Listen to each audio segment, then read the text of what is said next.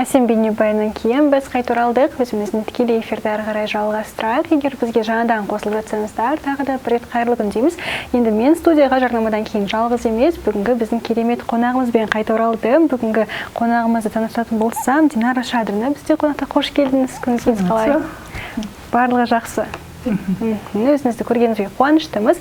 Бізде бүгін өте бір керемет тақырып жөнінде сұхбат болады. Енді біріншіден өзіңізбен танысайық, өзіңізді таныстырып өтсеңіз. Мен Шадрина Динара, әлеуметтік кәсіпкермін, экотренер, экокеңесші, шеберханасы, мен Шади Эко Апсайкл брендінің негізін қалаушымын. Биыл мен акселератордан бітірдім, сертификатталған экожоба менеджерінің болдым. Ол қысқаша. Толғарақ айтса болсақ, мен экобілім берумен айналысамын.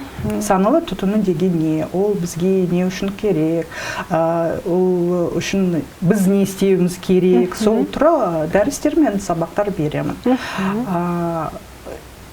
Жалпы сондай сауаттылықтарды сіз жастарға көмектесесіз, былай айтқан болсақ. Я сейчас продолжу на русском, потому что большая часть моей аудитории русскоязычная, и все лекции в основном даю на русском языке. Но сейчас время пришло осознанного потребления. Что такое осознанное потребление? Это использование вещей, продуктов, природных ресурсов с умом. И причем еще и думаем, как правильно утилизировать отходы. И очень многие жалуются на мусор, жалуются на то, что все вокруг грязно, но никто не понимает, что от них зависит.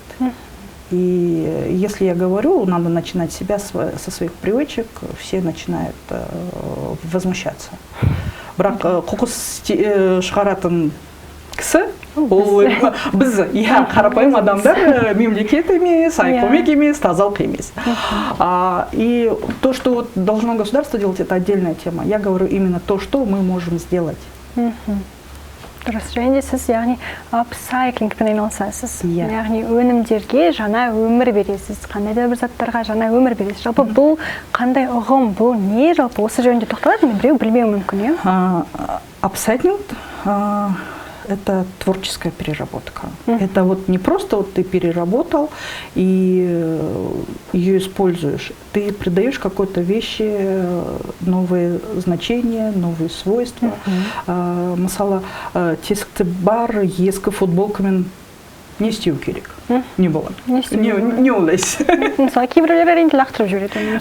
Кейбіреулер лақтырады, кейбіреулер шүберекке. Шүберек жағдайында қолдайды. Бірақ барлық футболкаларда сіз шүберек болып әрине, барлығын бірдей қолданылмайсыз. Ал апсайклингпен айналысатын адам, олар мынандай барлық футболкаға, көйлектерге екінші өмір береді. Мысалы, мынау ескі футболка. Болды, ескі футболка болды.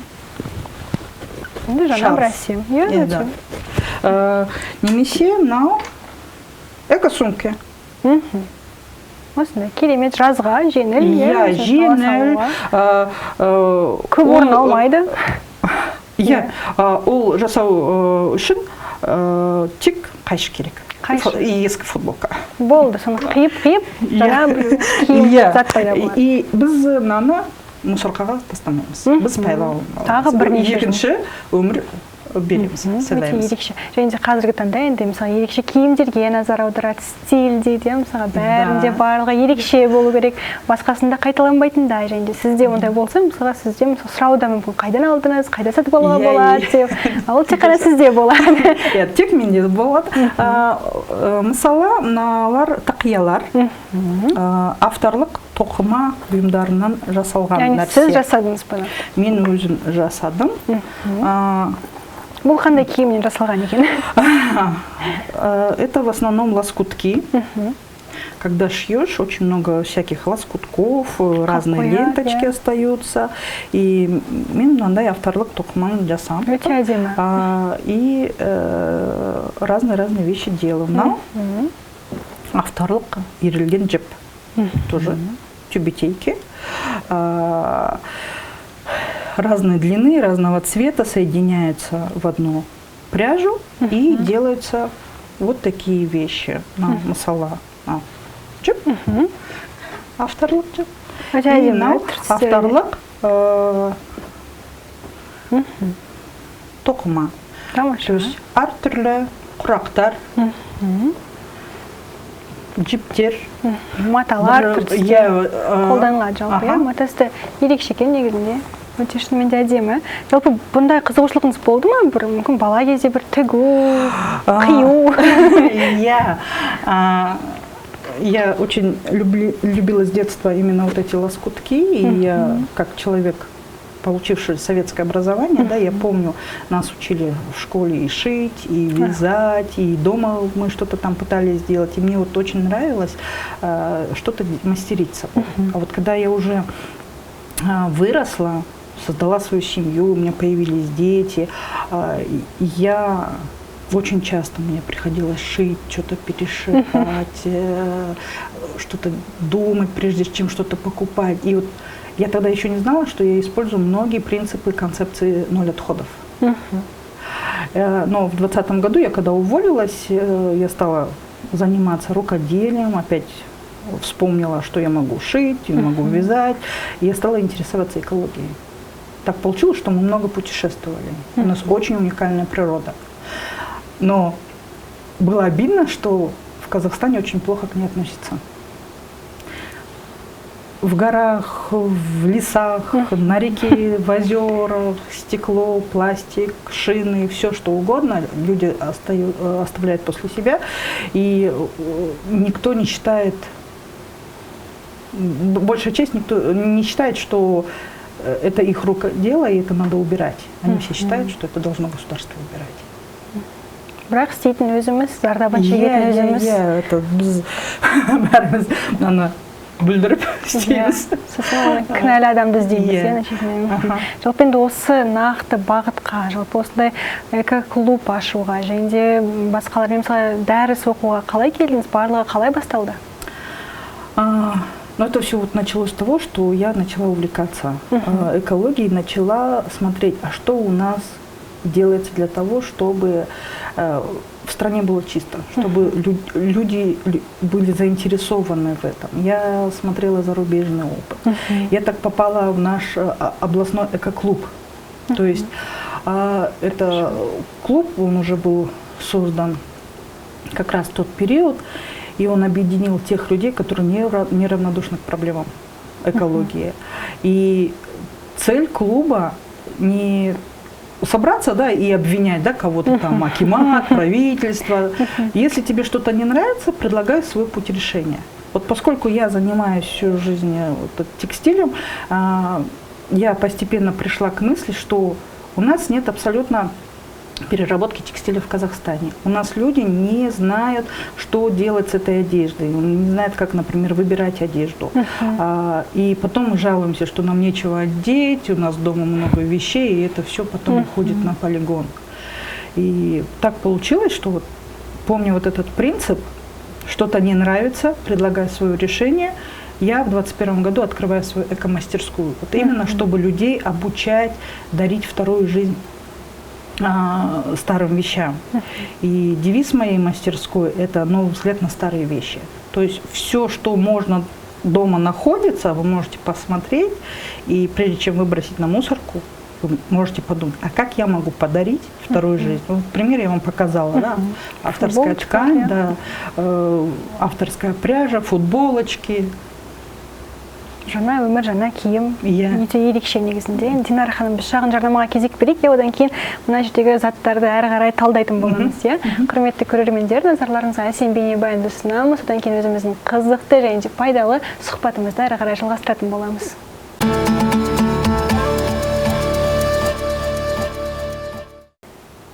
Әсем бейнебаяннан кейін біз қайта оралдық, және де өзіміздің керемет сұхбатымызды жалғастырсақ, бізде бүгін студияда Динара ханым өте керемет қонақ, өте ерекше бұйымдармен келді. Сіздің енді қысқа түрде біздің көрермендермен таныстыратын болсам, сіз эко-клубтың және де эко-шеберхананың негізін қалаушысыз, негізінде.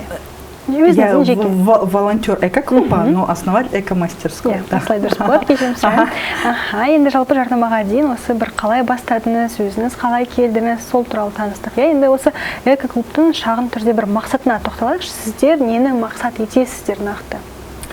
Вообще мы хотим, чтобы люди были намного осознаннее и бережнее относились к своему городу. Вот я, например, живу в городе Кустанай 8 лет.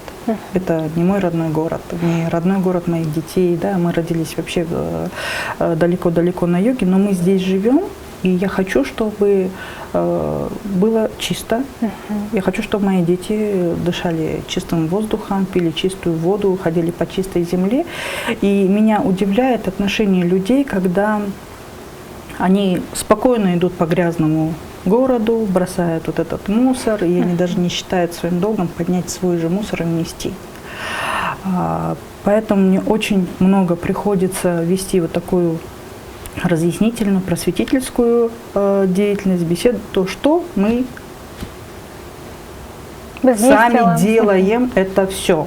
Если вы хотите вокруг видеть мусор, да, это и будет так все. Но надо что-то предпринять и начать с себя, потому что ничто в природе не происходит почему-то, да, никуда не уходит и ниоткуда не приходит. И вот этот весь мусор, он потом к нам возвращается в виде болезней, в виде там еще каких-то страшных катаклизмов природных. Мы чувствуем, уже погода меняется, да, природа меняется. Но люди не считают, что экологическая проблема их затронет. Дұрыс айтасыз, негізінде. Жалпы енді сондай-ақ осындай мақсатта сіздер өзіңіз жеке шеберхана аштыңыздар, және тіпті шәкірттер де бар, иә? Осы жөн, бұл идея қалай келді? Ну вот идея, то, что мне захотелось свой опыт донести до людей. И я поэтому открыла свою мастерскую в 2021 году. И курсы у меня были предназначены и для подростков, и для взрослых людей. Ко мне приходили взрослые люди, обучались элементарным вроде бы вещам, да, и потом как-то постепенно моя эко-мастерская перешла в школу. Сейчас мы со своими учениками, например, делаем из бросовых материалов какие-то поделки. Причем в одной из частных школ, да, в начальной школе я преподаю, и в зависимости от класса мы делаем различные поделки там, из бумаги, из бросовых материалов, вот, из кусочков ткани, из ниточек. Мы не просто делаем поделки, но мы еще разговариваем о загрязнении природы, о наших экопривычках, что мы можем сделать. И люди, детки, они очень хорошо откликаются. Тамаша. Қуаныштымыз егер ондай жастар өссе негізінде. Және де мынау енді сіздің шеберханада жасалған бұйымдар, иә? Осыған тоқталайық. Вот помимо того, что я показала, да, я переделываю апсайкл одежду и аксессуары, создаю такие вещи. Второе направление – это экопродукция. То есть это многоразовая альтернатива одноразовому пластику. Я начинала с шоперов, то есть эко-сумки. Я начинала с эко-мешочков. Каждый год моя линейка растет. Вот джутовые мочалочки. Это можно и посуду мыть, например, да, и тело мыть. Многоразовые бахилы, например, восковые салфетки. Например, вот самое первое, это мы, когда идем в магазин, мы начинаем набирать бесплатные пакетики или пакетики так вообще. И по хорошему счету ими можно пользоваться больше, чем 1-2 раза. Но это нам мыть, сушить, ешкім жасамайды. И бір-екі рет жұмсап лақтырады. Но если вы замените, например, те же самые пакеты одной сумкой, вы можете, ну, минимум 150-200 пакетов не производить и, соответственно, не выбрасывать. Например, одна семья может выбрасывать просто на мусорку от 200 до 300 пакетов в год. И при этом они платят от 10 до 15 тысяч, как минимум. Многоразовые восковые салфетки, они заменяют пищевую пленку, которая используют только всего лишь один раз. И продукты в ней гниют. Моя, например, продукция помогает не просто не производить вот этот пластиковый мусор, но и сохранять еще продукты. То же самое касается многоразовых бахил или джутовых мочалок. То есть вот каждый, вот когда я вот начинаю объяснять, что вы приобретаете, что вам помогает не производить, да, люди начинают задумываться и говорить, да, действительно. Натиже бар. Натиже бар. И вот даже вот говоря про многоразовые бутылки, да, вот про пакеты дети, например, мои школьники знают, да, мы однажды с ними просто провели расчет. В учебный год один ученик тратит 50-60 тысяч тенге и производит 140 бутылок. Представляете? Брадом. Но летом эта цифра возрастает в несколько раз. А если это будет 100 учеников или там 1000 учеников, представляете, это какие цифры и сколько это мусора. Хотя это можно заменить на многоразовую вот альтернативную бутылку. Ну, я пока бутылок не произвожу, я произвожу из текстиля вот такую продукцию. Тамаша. Сондай енді білем, көрдім, енді әлеуметтік желілеріңізде тек қана осындай бұйымдар ғана жасап қоймайсыз, сондай-ақ көптеген жобалар, іс-шаралар өткізесіз. Іс-шара енді ол оқушылармен, студенттермен бір кездесулер, осындай бұйымдар жасау, және де ірі бір көлемді жобаларды қатысасыз, ұйымдастырасыздар. Сондай бір жобалардың бірі ол қос көмек. Қос көмек, двойная помощь. Это как раз-таки было навеяно зимними мусорными свалками. Когда опять там что-то случилось, весь город был завален мусором, и в одну редакцию я написала, я говорю, давайте мы предложим людям, покажем пример, что мы на мусоре можем сделать деньги. Такой проект существует уже 6 лет в России. Вообще он пришел из Испании много-много лет назад. Но такой пример существует в России, называется «Добрые крышечки». Мы назвали его «Қос көмек», двойная помощь, потому что мы будем помогать и природе, и детям. Вот такие крышечки все считают мусором, хотя на самом деле это отходы, которые могут принести пользу. Во-первых, они могут быть переработаны, а полученные средства от их сдачи, они перечисляются на лечение детям. То есть мы помогаем и городу стать чище, и детям помогаем. Вот за 3 месяца мы собрали почти 200 килограмм отходов, 150 пластика и почти 30 килограмм алюминия. Это где-то около 30 тысяч вышло. Много ли это мало? Ну, я считаю, что это не много, поскольку к нам присоединилась вся область, собираем и крышечки, и вот эти все отходы. Но и я не считаю, что это мало. Потому что люди начинают интересоваться, а почему именно крышечки, например. Я говорю, они весят так же, как и бутылка, но они очень легко их положить в карман, принести, собрать. И это то, что каждый день мы пьем. Напитки. Я казржаста, напиткам щемс, но это я не предлагаю ходить там по помойкам, да, вот как люди некоторые стали смеяться, мы будем лазить по урнам, создавать конкуренцию бомжам, это, ну, такие были комментарии, когда только-только вышел анонс этого проекта. Просто дома те напитки, которые вы потребляете, крышечку сняли, собрали и в определенный день принесли. Люди просто занимаются, начинают задумываться, так, крышечку мы принесем, а бутылки можно? Я говорю, нет, извините, бутылки нельзя, потому что они больше объема занимают. Лучше отнесите в пластиковый контейнер, его все равно переработают. И вот люди начинают постепенно задумываться. Тамаша. Енді қазіргі таңда бұл қос көмек жобасының нәтижесі қандай? Яғни мүмкін бір облысымыздағы балалармен нақты жұмыс істейсіздер ме, әлде жекелей бір балалардың счетына аударасыздар ма, әлде қалай? Мы раз в месяц принимаем эти крышечки и алюминиевые банки на базе экоклуба. В своем телеграм телеграм-канале «Коскумек». Я даю информацию, и мы ведем прием в определенные дни. Когда нам приезжают, привозят вот это все, мы перебираем, взвешиваем и потом сами увозим. И сразу же полученные средства мы перечисляем на карту счета ребенка. Сіз бір нақты баламен жұмыс істеп жатсыздар. Я вот в рамках проекта «Нужные деньги». То есть это не тот, вот, не каждый, вот, любой пришел, говорит, мам, ақша керек, давайте собирайте. Нет. У нас был один выездной тур в помощь ребенку, но мы тогда собрали очень мало отходов. Но это все потому, что люди пока еще не знают, что это такое. Те контейнеры, которые мы ставили во время концерта, люди воспринимали как мусорку. То есть они кидали туда все подряд. Даже вот эти надписи, они, ну это же пластик, они не помогали. И нам приходилось вот стоять и объяснять: нет, сюда алюминиевые банки, сюда лучше бутылки опустить, а вот остальной мусор, вот урна есть.